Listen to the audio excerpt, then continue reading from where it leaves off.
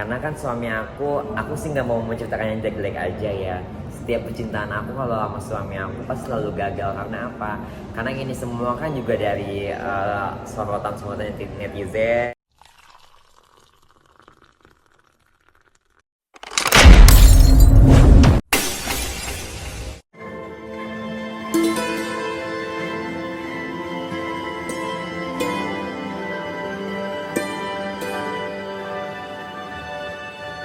Alhamdulillah aku sangat senang sekali dan bangga sekali pastinya ya, karena aku udah menemukan keluarga baru dan juga menemukan arti keluarga yang sesungguhnya ya. Dan juga pastinya aku juga di sini eh, mempunyai amanat dari oma, dari mami. Apalagi kan sekarang kan oma sama mami lagi liburan di Jepang. Jadi aku tadi udah menyampaikan ke Bunda Ashanti bahwasanya kalau adikku ke Koboy nggak bisa hadir. Jadi ada berjalannya waktu ya. Dulu itu kan aku kan masih kayak menutupi jati diri. Tapi sekarang aku tuh udah lepas, bebas, lepas, semuanya lepas banget. Jadi aku tuh kayak nggak punya apa ya, udah nggak punya beban lagi gitu loh. Jadi kalau mau musuh-musuh mau ngata-ngatain aku, ya silakan aja buka, orang aibnya udah nggak ada gitu loh.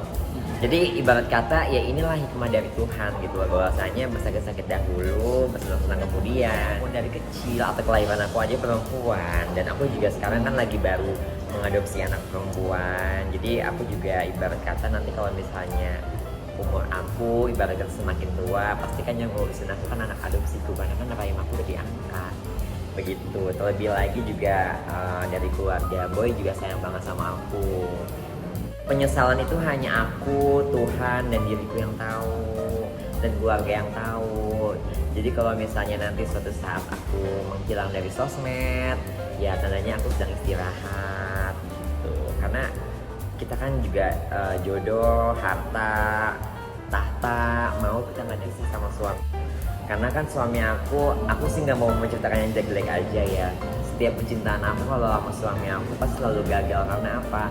Karena ini semua kan juga dari sorotan-sorotan netizen, dari banyak-banyak gunjang-ganjing netizen yang selalu memporak-porandakan hubungan aku sama mantan suami aku. Jadi ya udahlah, mungkin emang dianya nggak kuat juga.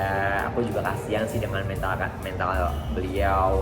Jadi Allah mungkin ya memberikan suatu hal ya, mungkin ini belum jodoh. Siapa tahu aja jodoh kamu bisa 2 tahun lagi, 3 tahun lagi, sabar aja. Tapi untuk kedepannya kan aku juga disupport sama keluarga ya, bukan hanya keluarga real aku tapi keluarga dari Boy William, mama, oma, itu udah bener-bener kayak keluarga kandung banget yang sangat-sangat merangkul aku. Aku pisah sekitar tanggal 10 apa tanggal 5 deh, karena aku diam-diam udah menikah di Thailand. Jadi kan waktu itu kan sempat tunangan dan heboh banget kan, sampai ibarat katakan di negara Indonesia itu kan banyak banget umat muslim yang nggak terima gitu loh. Ya namanya manusia itu kan punya hak asasi manusia, punya hak kehidupan masing-masing. Kita dilahirkan, kalau kita misalnya udah bertumbuh kembang biak udah sampai 17 tahun, otomatis kan kita bisa memilih mau jalannya sebagai apa gitu loh. Tapi kalau misalnya udah ikut campur tangan netizen, udahlah, itu udah maha dahsyat. Jadi ya sekarang sih aku makin legowo aja ya. Jadi kalau untuk berpacaran atau berhubungan atau mau serius sama pasangan, itu aku harus lebih hati-hati lagi dan lebih sebenarnya sih emang dari awal tuh setiap kalau ada pasangan aku selalu mengaku siapa diriku. Aku kan Power Ranger warna pink, kadang-kadang bisa berubah Power Ranger warna kuning. Jadi apapun itu dia tahu gitu. Tapi setelah seiring berjalannya waktu, karena dia melihat follower aku, sosial media aku, dan aku punya power, disitulah kelemahan aku. Jadi setiap aku membuka hati untuk siapapun itu, pasti aja orang-orang yang ingin mengganggu rumah tangga aku. Makanya aku selalu menjadi janda muda yang sangat cantik dan sampai gini. Aku tuh dulu pernah punya trauma pada saat aku kalau kenalan sama cowok ganteng ya. Apapun itu, kalau waktu aku belum pernah jujur dan bikin dia nyaman, tapi kalau pas taunya di akhir itu sangat sakit banget. Aku juga memikirkan mental beliau ya. Tapi dari omongan beliau itu pada saat kita putus, dia cuma bilang nasihat, lain kali kalau mau kenalan sama cowok, biasa diharuskan kamu jujur, karena cowok itu bisa jadi ada yang mau terima dan nggak juga mau terima gitu. Jadi ya emang namanya jodoh itu tangan Tuhan, kita nggak ada yang tahu. Makanya sekarang aku makin sini makin dewasa. Itu sih pesan-pesan dari aku, dan juga aku juga sering sekali banget menasihatin sama oma, sama mami, sama keluarga dekat gitu. Udahlah, untuk sementara ini aku cari cuan gitu. Kayak sekarang nih aku kan banyak teman-teman artis tadi kan pas di atas, kok kamu udah perfect banget gitu. Tapi aku pengen semua ya, dari semua kalangan artis nih aku voting nih, semuanya bilang udah kamu segini aja, tapi suara kamu itu jangan dioperasi. Karena apa?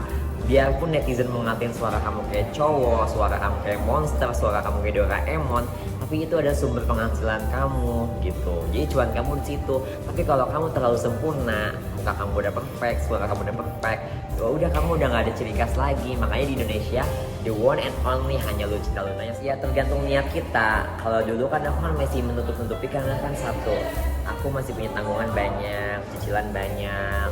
Terus aku juga punya impian pengen punya rumah, punya mobil, punya apa yang pengen kuwujudkan gitu loh. Tapi seiring berjalannya waktu, karena aku udah mempunyai, alhamdulillah ya, masih nyicil-nyicil pun juga, bagi aku ya udah inilah apa adanya.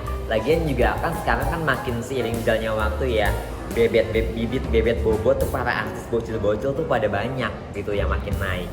Jadi kayak yang senior itu kayak udah redup. Tapi bagaimana cara aku itu untuk mempertahankan dia supaya aku tuh makin tetap kontroversi. Kenapa aku milih kontroversi? Karena apa? Kalau prestasi itu kan kalau di Indonesia kan kadang suka nggak di sanjung-sanjung, tapi lebih banyak orang tuh lebih suka kayak berantem, huru-hara, kontroversi. Aku sih berpikir ya mungkin emang ladang duitku seperti itu, tapi dengan catatan aku nggak mau melukai siapapun. Makanya kenapa aku nggak mau operasi suara, karena aku ingin ya halu dengan dirinya aku sendiri aja, gila dengan dirinya aku sendiri aja. Yang penting bisa menghibur masyarakat.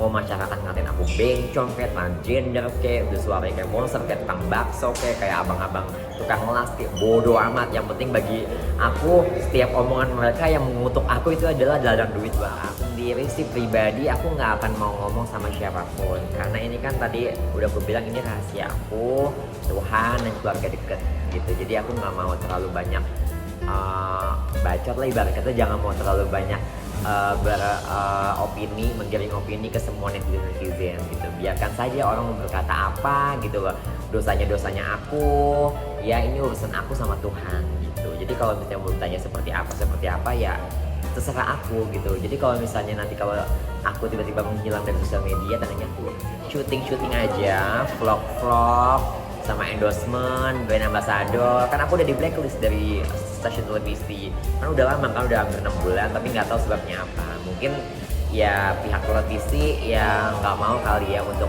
membuat aku tuh, ibarat kata kan itu kan ladang uang dari aku, ladang uang untuk aku ya. Tapi kalau bagi aku ya udah nggak apa-apa, rezeki kan masih ada dari jalan apapun itu.